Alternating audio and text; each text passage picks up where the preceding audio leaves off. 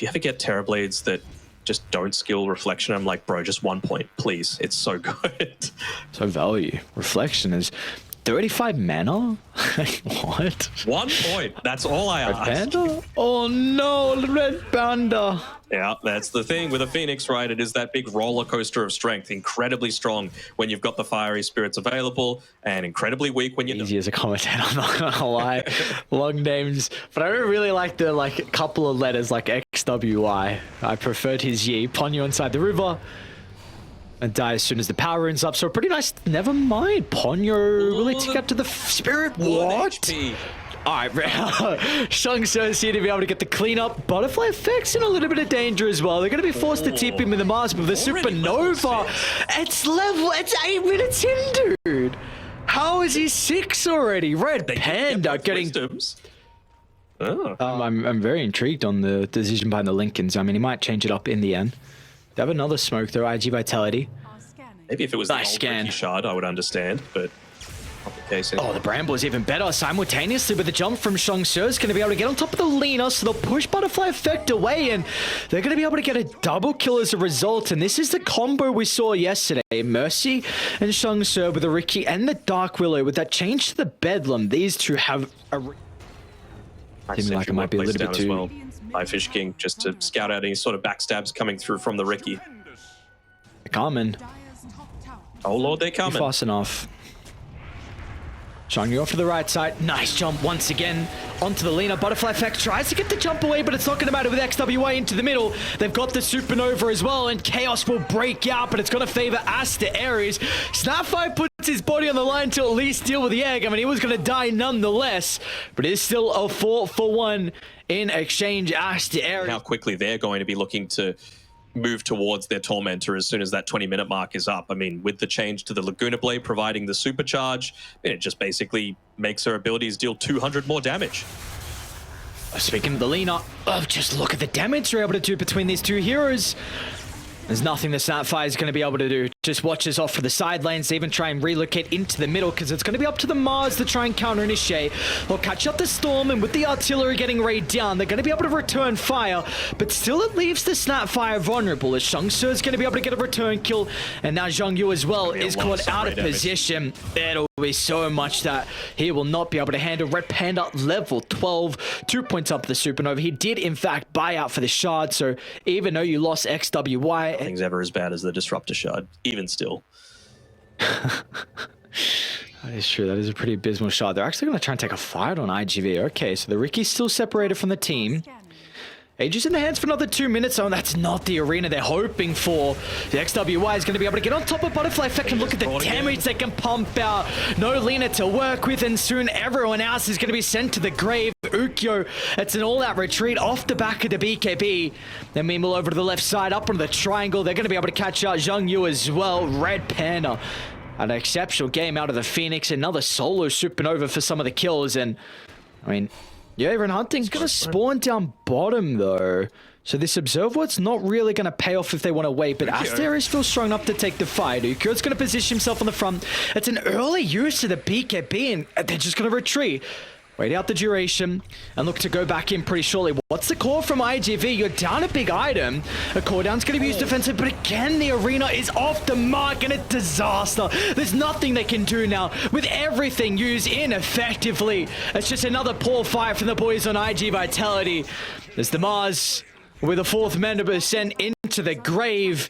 Butterfly Effect will survive, and they're going to call it, and it's just been all Aster.Aries from start to finish. An incredible game from them. It has, and it really... it's showing the difference between Div 1 and the Icarus dive, which has a 36. So, you know, there is that 13-second window where you can look to potentially make a play happen. Hasn't happened just yet. We've got boots coming out, though, for the Razor soon, I believe. So maybe they are looking to make a sort of play once he's picked that up. It's going to be a first blood, whether it was on the Lesh or the Toss. No way someone else. So no way none of them were not going to end up going down, especially with the build from XWY going for 2-3 builds. Just playing the long game. Oh, no. All right, he's probably going to get the kill. Okay, I thought XWY was going to TP in and not even get the kill into Ponyo, but... he's got to make sure that he's holding onto that chains, though. I see a Chronosphere up to the north. they're going to be able to get the kill onto Shangsa. So, alright, beautifully done. Recognizing the Darkseer was left alone, and simultaneously Ponyo was still able to TP out. Nothing the Ember was able to do. Bottom lane now, Ulu's getting dived as well. Janyu, with the help of Fishkins, able to secure the kills. So, couple of good sequence of events. Tusk will still go down. Phoenix going to TP in just the nick of time to be able to take some of the experience. Is he going to commit damage to the Razor, though? 3 points Fire Spirit along with the Blood. If they're going to be able to defend this, Mercy will TP down. Still don't have the level 6 on the Phoenix. He's going to come through the portal.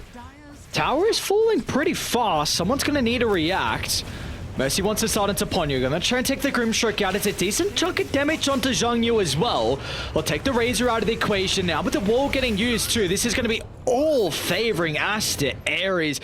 They bring every single member, all the resources used to be able to defend the tower. It still does go down nonetheless. Even XWY's got a triple commit with the Remnant. Doesn't have enough mana for the chains. Will be back up thanks to the one usage. Even as Ulu looking for the backstab as well, but the core down placed.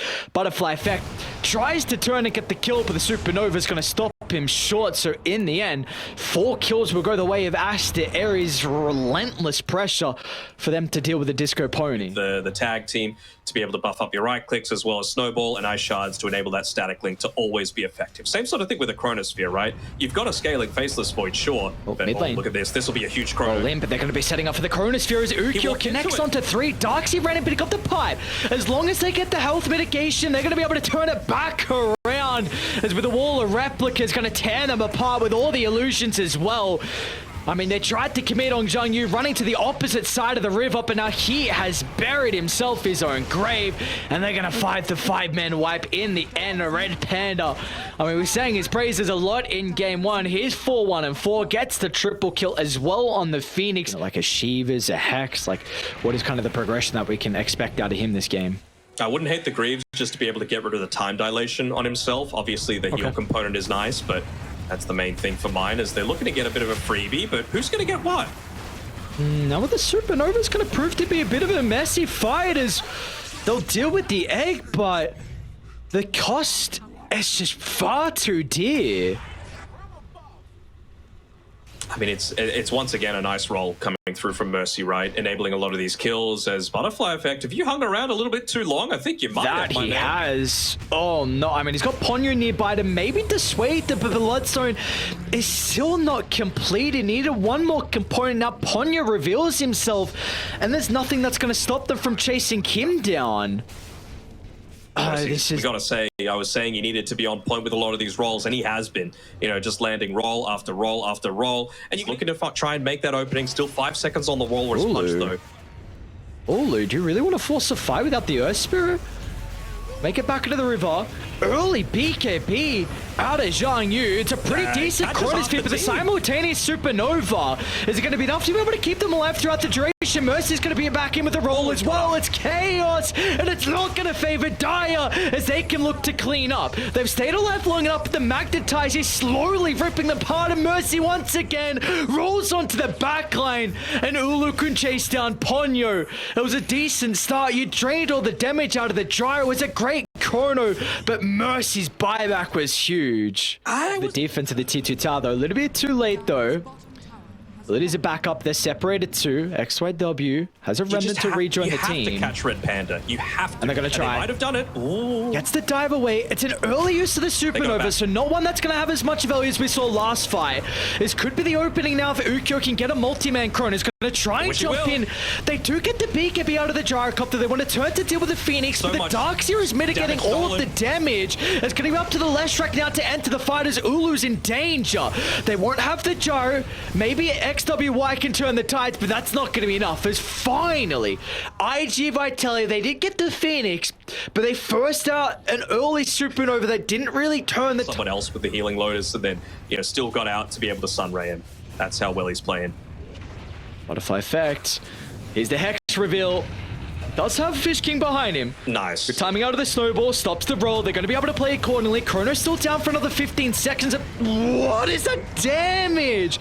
They go straight to the egg. The snowball sets it up perfectly. Meanwhile, Mercy long distance mercy. roll clips him on the edge as Ulu rewarded with the double kill, and they can maybe put some pressure onto the tier 3 tower. They got to... Got a Yule Scepter coming through for Mercy as well. Nice way to be able to remove that Inkswell. This is pretty important that iG.V actually going to control the area first. They need to drop wards though before the smoke pops. They're going to be a little bit too late to do that.